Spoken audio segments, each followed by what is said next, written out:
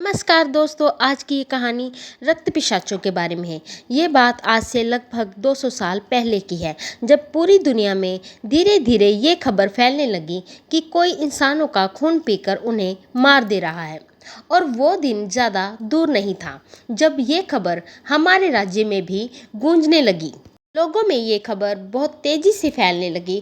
प्रेत जैसे डरावने लोग जिनके दो बड़े दांत हैं, वो हमारे राज्य में कहीं घुस आए हैं। उनके बारे में ये भी वहाँ के लोग कहते थे कि वो हवा की तरह तेज़ हैं। कुछ दिन बाद ही ये बातें सच होती हुई दिखाई देने लगी। एक दिन एक लड़की अपने घर में सो रही थी।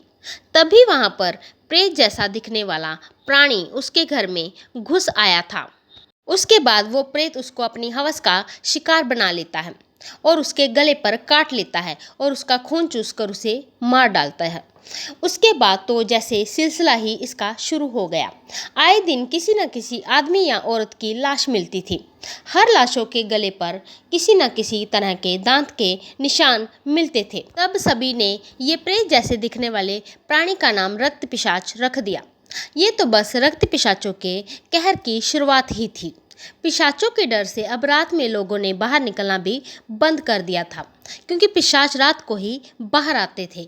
पिशाचों को जो लड़की या औरत पसंद आ जाती थी, वो उन्हें अपनी हवस का शिकार बनाकर उनका खून पीकर उन्हें मार डालते थे। ये बात हमारे राजा को जैसे ही पता चली, उन्होंने इस बात की तहकीकात करने के लिए अपने सिपाहियों को इस बात की सच्चाई पता लगाने के लिए भेज दिया।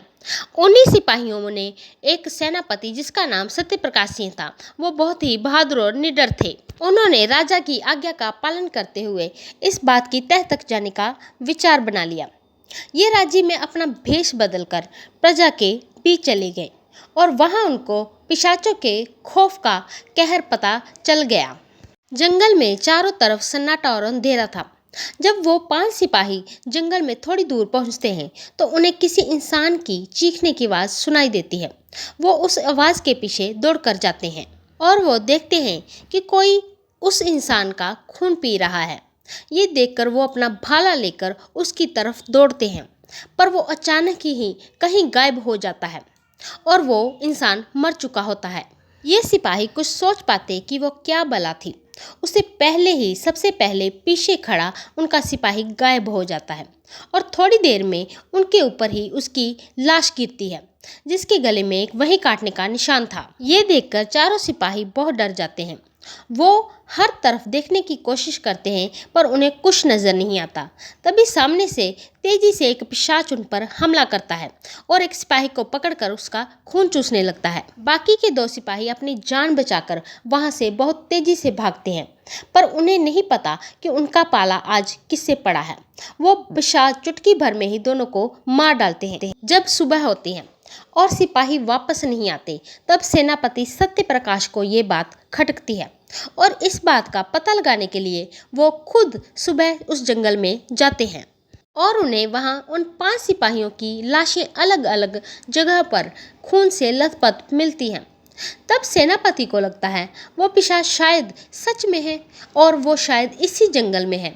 इसलिए वो वापस जाते हैं और करीब 25 सिपाहियों के साथ वापस उस जंगल में फिर से वहां आते हैं। रात होती है और सारे सिपाही छुपे रहते हैं, पर पिशाचों के आगे एक भी जाल इनका साथ नहीं दिया। पिशाचों ने सिपाहियों के खून को सूंघ लिया था और वो जहां छुपे हुए थे वहां पहुंचकर उन्हें मारने लगे। धीरे धीरे सिपाहियों की भगदड़ मच गई। उसके बाद एक के बाद एक सिपाहियों को जमीन से पेड़ों पर खींचकर पिशाच ले जाने लगे। सेनापति तब सिपाहियों को पेड़ों से दूर खड़े होने को कहा और कहा वो ऊपर ही हैं, अपने हथियार तैयार रखें। तब सेनापति ने उन्हें अपने पास आकर एकजुट होकर पिशाचों से लड़ने को कहा। जब बचे सिपाही सेनापति के पास आकर खड़े हुए तो उनकी गिनती 25 से 13 हो चुकी थी, पर उनके हथियार उन रक्त पिशाचों के आगे कुछ भी नहीं थे। उन पिशाचों ने एक एक करके सेनापति सहित सारे सिपाहियों को वहां पर खत्म कर दिया था। कुछ दिन बाद राजा ने इन पिशाचों का तोड़ ढूंढ लिया। फिर उन पिशाचों को मारा जाने लगा। धीरे धीरे पिशाच खत्म होने लगे, पर कहते हैं पिशाच आज भी हमारे बीच इंसानों की तरह ही रहते हैं।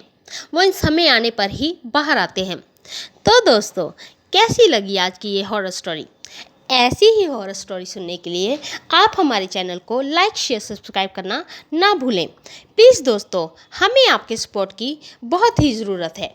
धन्यवाद।